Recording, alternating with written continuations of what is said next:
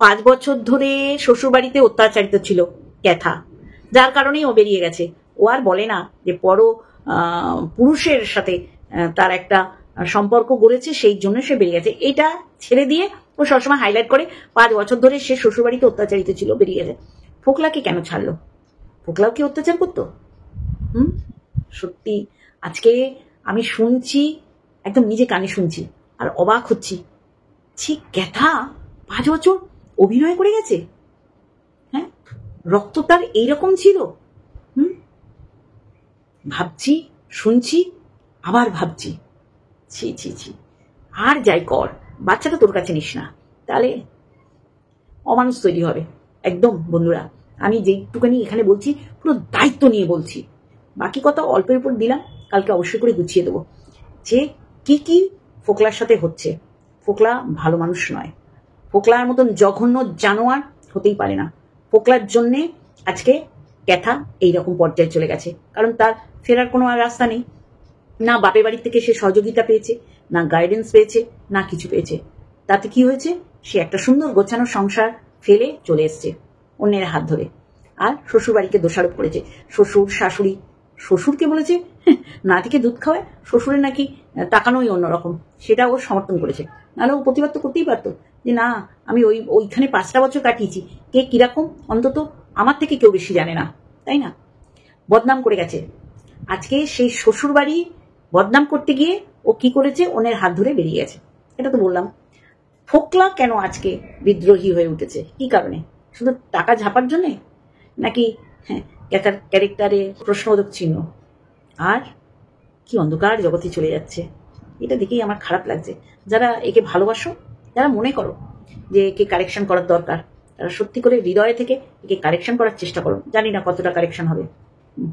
Boyfriend, সেই জামা পাল্টানোর মতন বয়ফ্রেন্ড পাল্টাচ্ছে। আর যারা বাচ্চার বাবাকে বিক্রি করে খাচ্ছে, বিক্রি করে যারা খাচ্ছে তারা বেচু না, বাচ্চার বাবা বেচু। কেন? বাচ্চার বাবা তো আর বউকে বেচে না, এখন দুনিয়া তাকে বেচবে। তাহলে বেচু কে? আজকে এই বেচু ডিভোর্স না দিলে অন্ধকার জগতে, অন্ধকার গলিতে হারিয়ে যাবে। এক্স্যাক্টলি যেটা বলছি সেটাই আপনারা শুনছেন।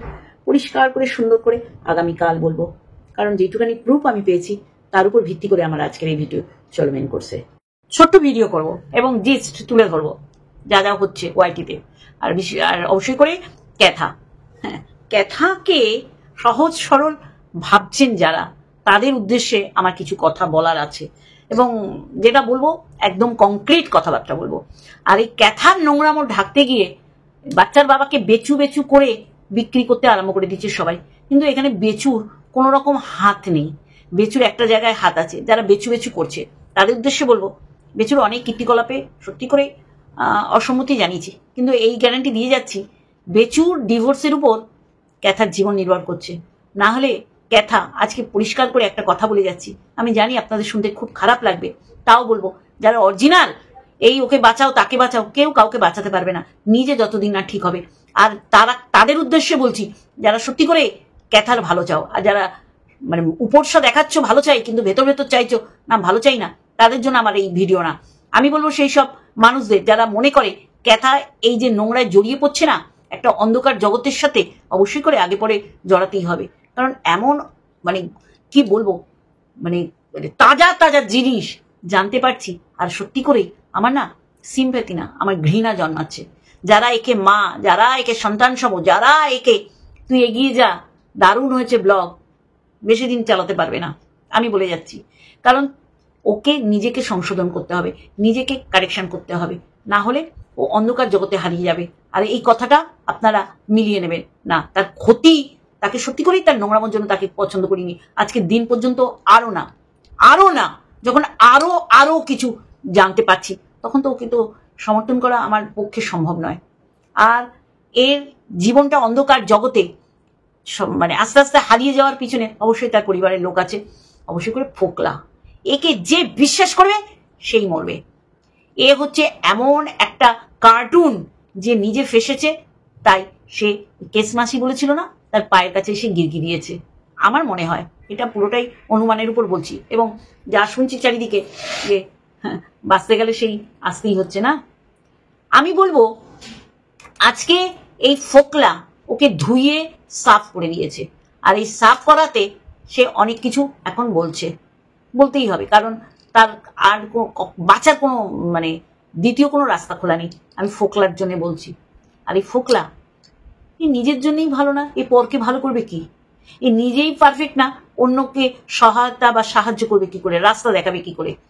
আর আমি বলবো একটা কথা, 5 বছরের উপর দিয়ে যা হওয়ার হয়ে গেছে, আরো দুর্গম কিছু অপেক্ষা করছিল, আরো ভয়ঙ্কর কিছু অপেক্ষা করছিল ওই মিত্র পরিবারে। আমি বলবো সাপে বড় হয়েছে।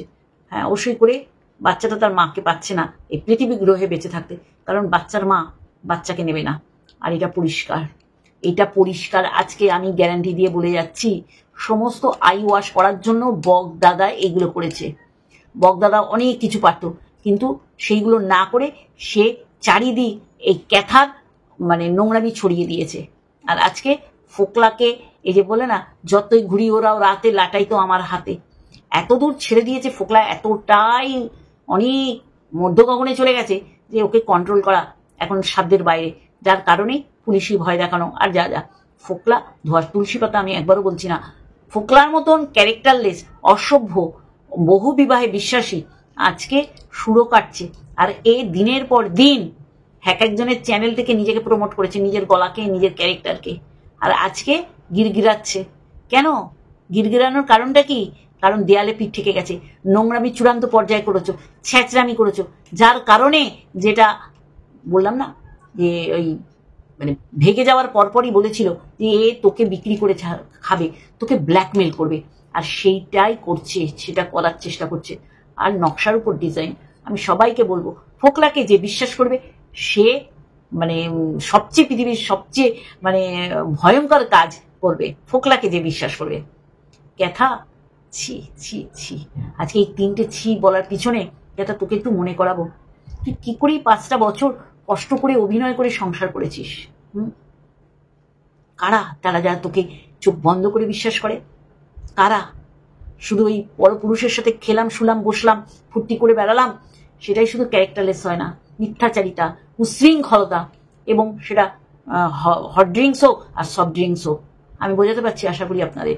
আমি কোনো রকম বেকার বকা এখানে বকতে বসিনি।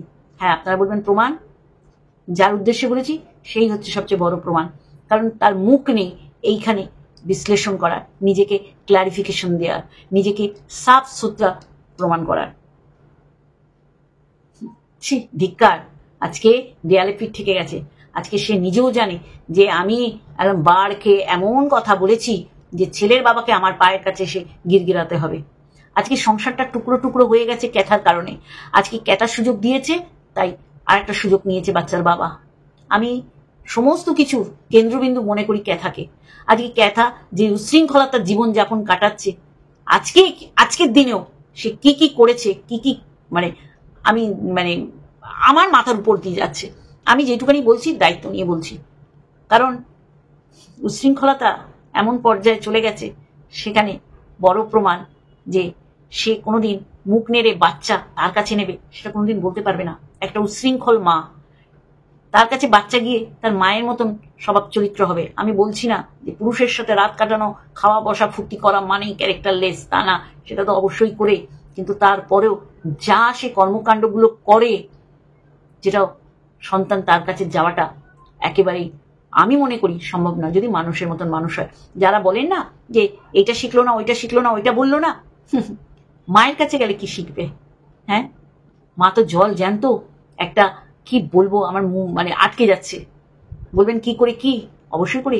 আমি বলছি না আমি এমন একটা মানুষ, আমার কাছে খবর চলে আসে সে কি করছে, আর এটা তো স্বাভাবিক। এইটা বলে বারবার মানে ওর ওই ক্যারেক্টারলেস ক্যারেক্টারকে আমি আর আঘাত দিতে চাই না। আজকে ফোকলা, পরের দিন বগলা, আরেকদিন হোগলা। সে কারো প্রসেনজিৎ হতে পারে, কারো অর্ক হতে পারে, কার ভর্গ হতে পারে, বা সৌরভ হতে পারে।